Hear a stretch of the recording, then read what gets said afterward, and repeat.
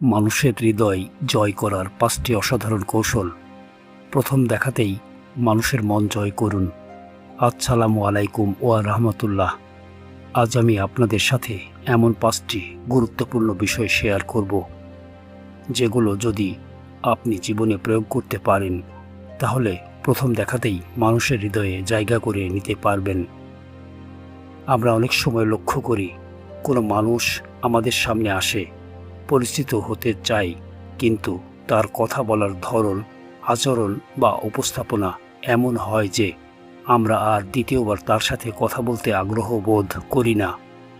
অথচ কিছু মানুষ আছে যাদের সাথে মাত্র ১ মিনিট কথা বললেই মনে হয় এই মানুষটার সাথে আবার কথা বলতে চাই। প্রশ্ন হচ্ছে, এই পার্থক্যটা কোথায়? চলুন জেনে নেই মানুষের মন জয় করার সেই ৫টি অসাধারণ কৌশল। প্রথমত, মানুষের সামনে হাসি মুখে যান। আপনি যখন প্রথম কারো সাথে পরিচিত হতে যাবেন, তখন আপনার মুখে একটি সুন্দর হাসি থাকা উচিত। একটি হাসি এমন একটি জিনিস যার কোনো দাম লাগে না, কিন্তু এর মূল্য অনেক বেশি। আপনি যদি কারো কাছে গিয়ে বলেন, ভাইয়া, আমি মামুন, কেমন আছেন? আর কথার সাথে যদি একটি আন্তরিক হাসি যোগ হয়, তাহলে আপনার পরিচয় অনেক বেশি গ্রহণযোগ্য হয়ে উঠবে। আমাদের প্রিয় নবী মুহাম্মদ সাল্লাল্লাহু আলাইহি ওয়াসাল্লাম ছিলেন সবচেয়ে বেশি হাস্যোজ্জ্বল মানুষদের একজন। সাহাবায়ে কেরাম বলেছেন, আমরা নবীজি সাল্লাল্লাহুকে যতবার দেখেছি, অধিকাংশ সময়ই তাকে হাস্যোজ্জ্বল দেখেছি। রাসূল সাল্লাল্লাহু বলেছেন, তোমার ভাইয়ের সামনে তোমার হাসি মুখে উপস্থিত হওয়াও একটি সদকা। ভাবুন তো, একটি হাসি যদি সদকা হয়ে যায়, তাহলে আমরা কেন কৃপণতা করব? তবে হাসিরও কিছু সীমারেখা আছে। মুচকি হাসি সুন্দর, হালকা দাঁত বের করে হাসাও সুন্দর, কিন্তু অট্ট হাসি, যা মানুষের ব্যক্তিত্বকে ক্ষতিগ্রস্ত করে, তা থেকে বিরত থাকা উচিত। সুতরাং মানুষের মন জয় করতে চাইলে প্রথম অস্ত্র হবে একটি আন্তরিক হাসি। দ্বিতীয়ত, মানুষের মধ্যে ভালো কিছু খুঁজে বের করুন। আমাদের একটি খারাপ অভ্যাস আছে, আমরা প্রথমেই মানুষের ভুল খুঁজতে শুরু করি। কেউ একটু কালো বলে বলি, ভাই, আজকে আপনাকে অনেক কালো লাগছে। কেউ নতুন পোশাক পরলে বলি, এই ড্রেসটা আপনার সাথে মানায়নি। এভাবে শুরু করলে কেউই আপনার সাথে কথা বলতে স্বাচ্ছন্দ্য বোধ করবে না। বরং আপনি যদি বলেন, ভাই, আপনাকে আজ খুব সুন্দর লাগছে, আপনার পোশাকটা সত্যিই দারুণ, আপনার হাসিটা খুব সুন্দর, তাহলে মানুষ আপনার প্রতি ইতিবাচক অনুভূতি তৈরি করবে। মনে রাখবেন, মানুষ সমালোচনা শুনতে পছন্দ করে না, কিন্তু আন্তরিক প্রশংসা মানুষের হৃদয়কে স্পর্শ করে। তৃতীয়ত, মানুষের সম্পর্কে জানার চেষ্টা করুন।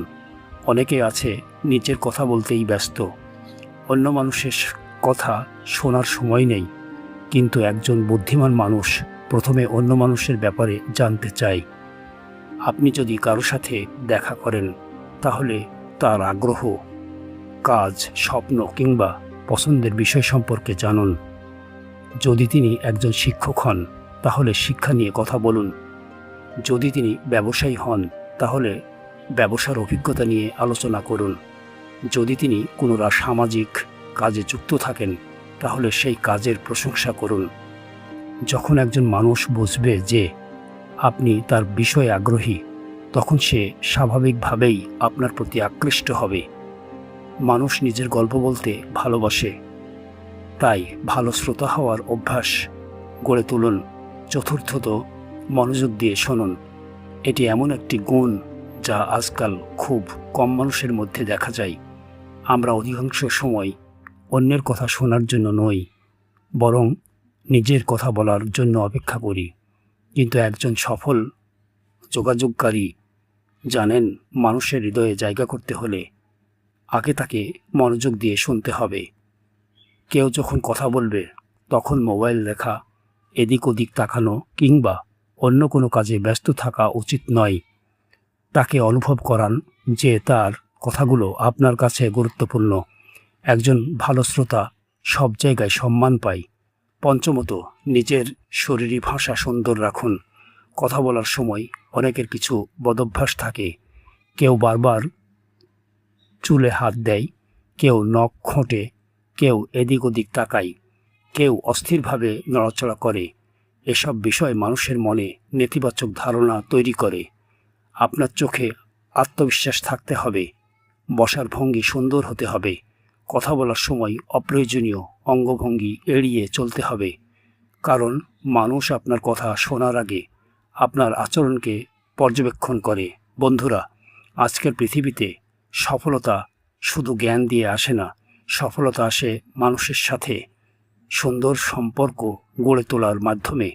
আপনি যদি মানুষের মন জয় করতে পারেন, তাহলে জীবনের অনেক কঠিন পথ সহজ হয়ে যাবে।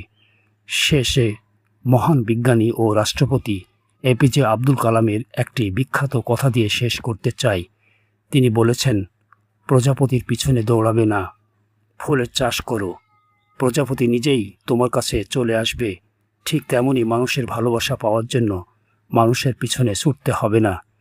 নিজের চরিত্র, ব্যবহার এবং যোগাযোগ দক্ষতাকে সুন্দর করে তুলুন। মানুষ নিজেই আপনার প্রতি আকৃষ্ট হবে। আল্লাহ আমাদের সবাইকে উত্তম চরিত্রের অধিকারী হওয়ার তৌফিক দান করুন। আমিন। আসসালামু আলাইকুম ওয়া রাহমাতুল্লাহ।